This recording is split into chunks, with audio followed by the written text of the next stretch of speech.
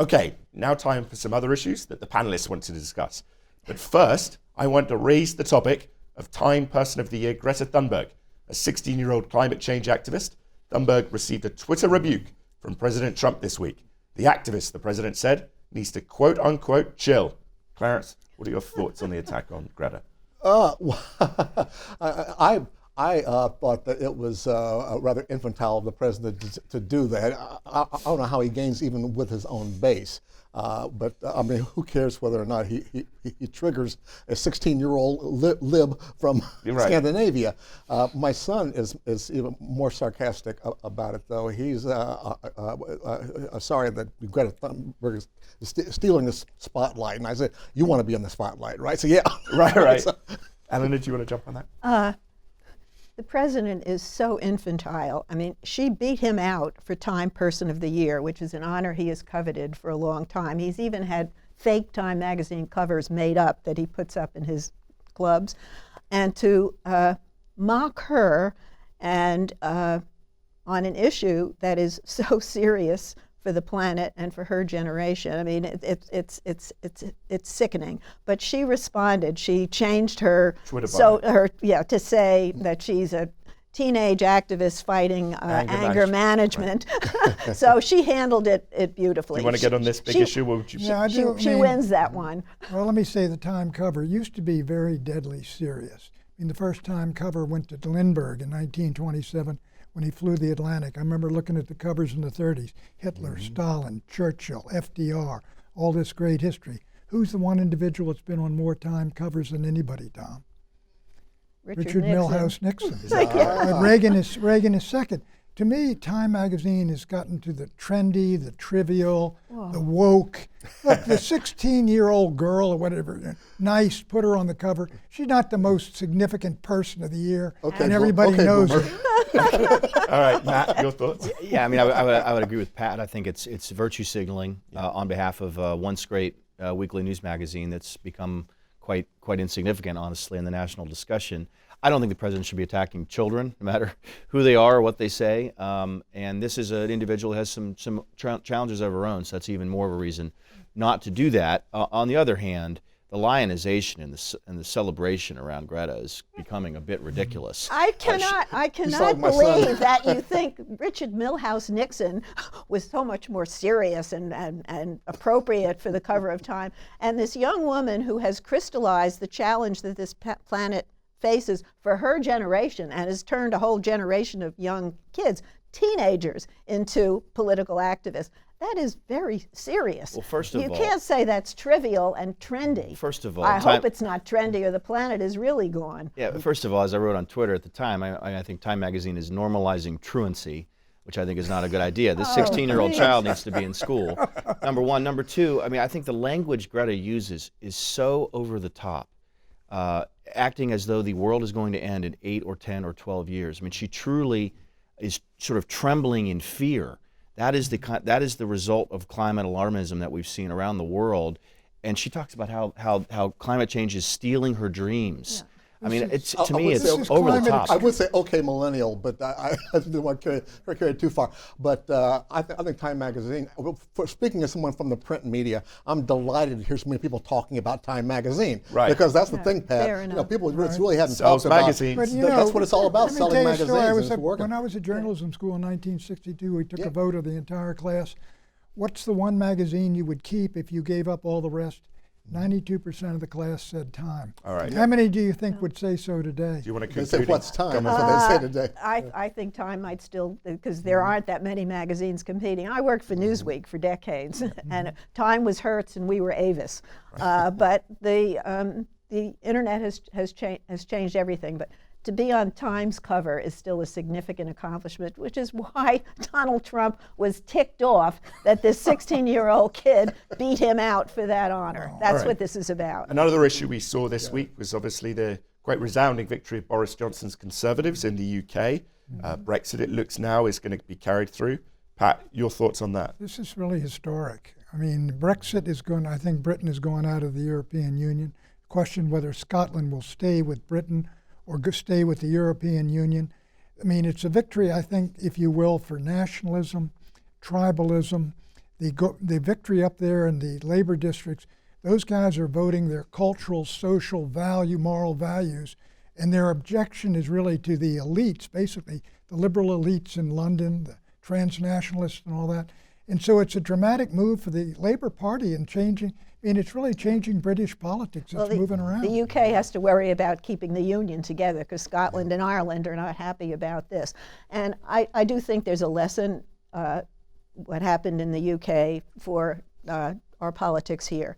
And that is Jeremy Corbyn was the worst possible candidate. And he had a number of marks against him. And he also wasn't very clear. He was trying to play to both the pro-Brexit crowd and the anti-Brexit crowd. And Boris Johnson was, whatever you think of him, you knew what you were getting. And I think the Democrats need to pay attention to that. They need to be clearer in their message, and they have to be careful about going too far off the rails in their choice of a nominee. I agree. Stunning victory for the Conservatives, largest parliamentary majority since 1935. Stunning defeat for Labour, stunning defeat for the Lib Dems as well, their leader getting defeated. It absolutely increases sharply the odds that Brexit occurs, perhaps by the January 31 deadline. And while I do think the defeat Labour faced was, to a great extent, had a lot to do with Corbyn and the way he was viewed personally, this election was also about Brexit. I think pretending this is about Corbyn being unpopular really misses a great part of what happened. You have not just people who wanted to leave, but you have people who thought the first Brexit vote needed to be carried out, that was crucial to faith in the government institutions in the country. So Johnson now enters this new 5-year term with a new momentum to get the deal done and then to move Britain beyond Brexit, which has paralyzed that nation for years with an inability to do anything else. The fight's not over, I don't think. No, Yeah, no, go it's ahead. not over. And I think you raise a very good point about what this says about our current global political attitudes. In the age of Twitter and all, we are seeing that populist voices are certainly being heard more now, and I think everybody has to pay attention in both parties in Britain and both parties here. It's a victory of tribalism over transnationalism. Interesting question in the future. Britain's going to seek to get a trade treaty with the United States. Do the ties with the mother country now, again, do they supersede the ties with Europe? I mean, which way does Britain look? London certainly looks to Europe, but the rest of the country, I think, is looking across the Atlantic. But there is an implication that because Boris Johnson has such a big majority, he will have the space to pursue a softer Brexit, a Brexit with the European Union that allows him to do some of the things that the hardline Brexiteers didn't want. And the question is whether that affects his ability to do a deal with the United States. Right. Well, I think that's good news. I mean, he can afford to. He can afford. She's not for Brexit. He can afford to lose the hotheads because he's got a big enough majority. Eleanor says as she points at He Pat. should lose the liberals and keep the hotheads. That is a move back toward the middle. Keep in mind that Boris Johnson negotiated a improved deal from what Theresa May had negotiated related to Brexit, but was unable to get it through Parliament. They ended up expelling, I think, 20 or 22 members of the party who weren't on board with his Brexit plan.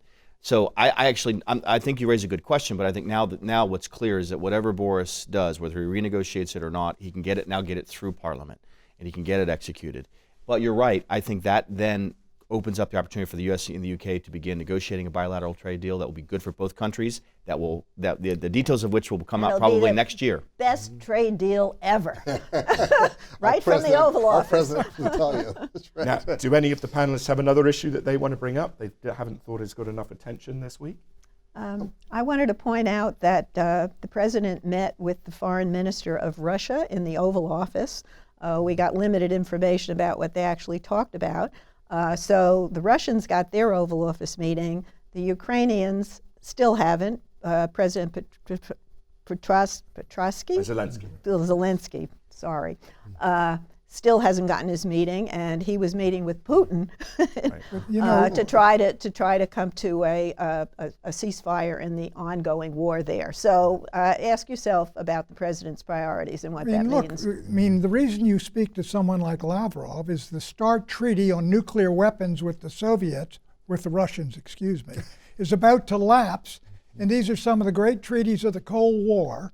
And even the Washington Post is imploring Trump to meet with the Russians on this.